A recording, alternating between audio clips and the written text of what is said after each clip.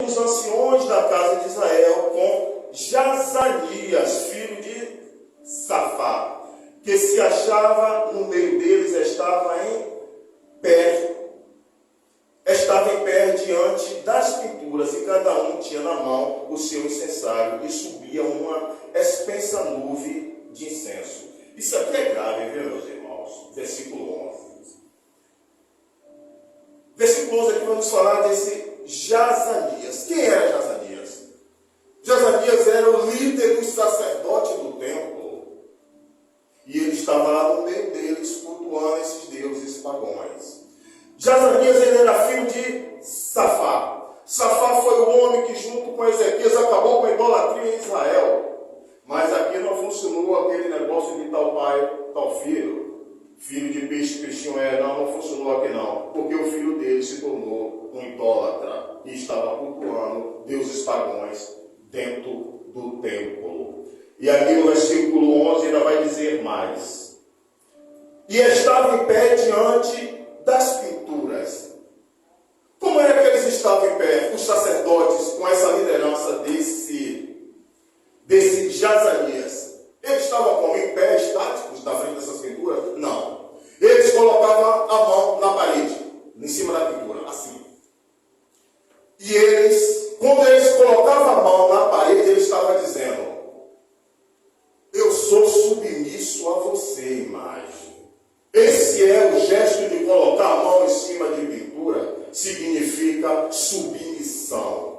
E reparem que todos aqueles que estão prestando submissão à imagem, desce a cabeça levemente, assim. Cabeça descida significa reverência.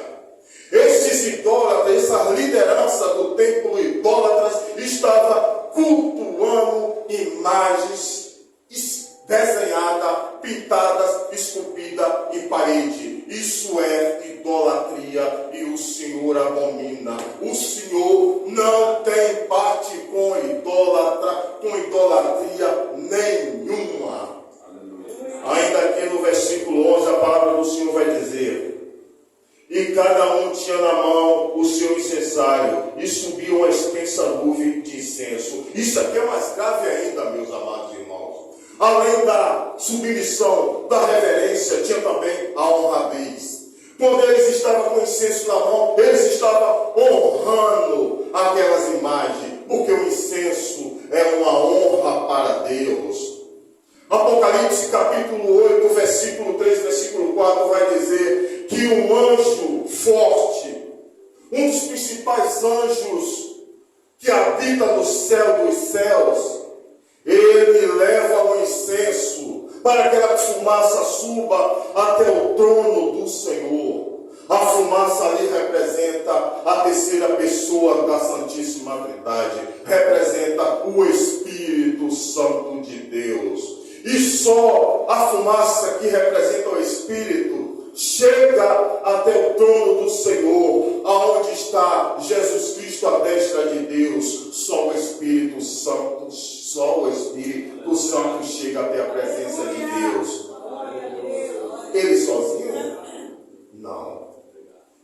Lá em Apocalipse capítulo 8, versículo 3 e 4 vai dizer que ele leva a minha e a oração de cada um de vocês. Só o Espírito Santo e as nossas orações têm acesso ao santo trono de Deus. Nem o anjo forte como esse que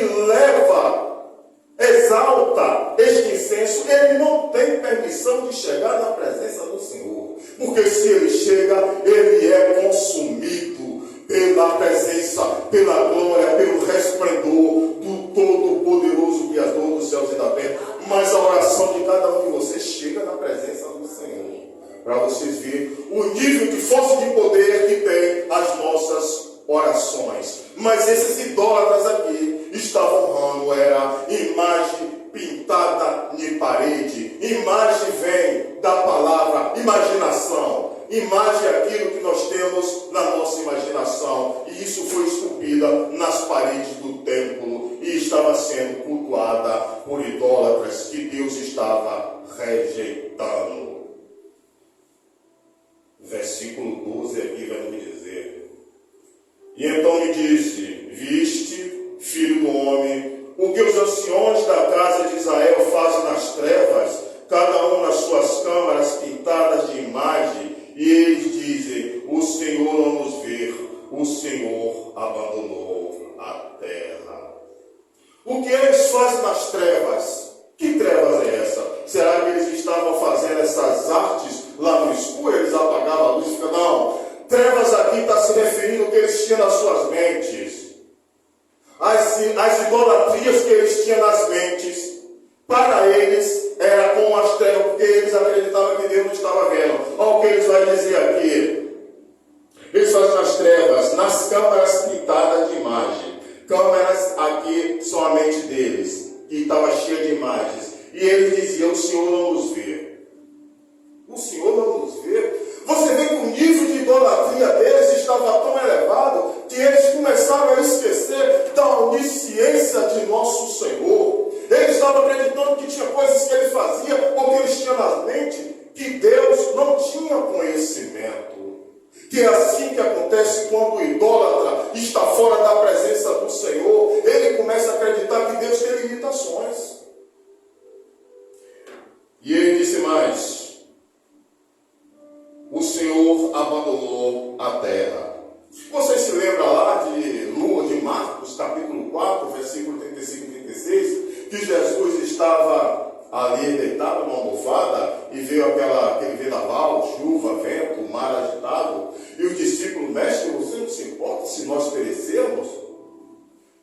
É porque assim como os discípulos, muitos de nós às vezes, quando a gente vê Jesus em silêncio, a gente pensa que ele está dormindo. Meus amados e queridos irmãos, quando o Senhor está em silêncio, aí é que ele está trabalhando.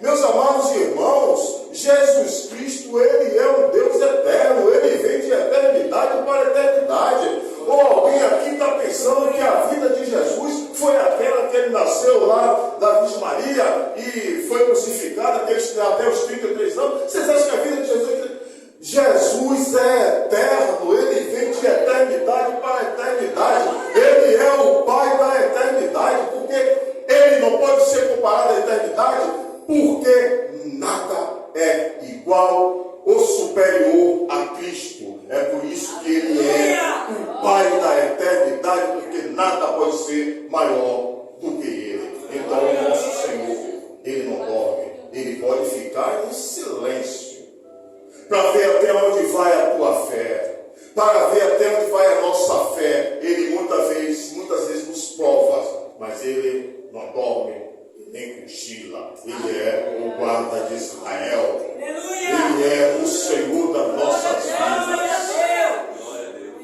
Amém, meus amados irmãos, louvado seja o nome do Senhor. Versículo 14 eu vou dizer assim, 14, 17, não, 14, 16, 18, eu vou lembrar. Versículo 14 diz assim: e levou-me à entrada da porta da casa do Senhor, que estava da banda do norte, e eis que estava ali mulheres assentadas chorando por Tamuz.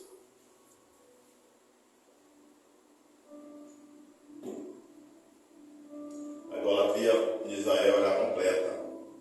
Homens adoravam no templo, adoravam em casa, e mulheres choravam por Tamuz. Quem é Tamuz?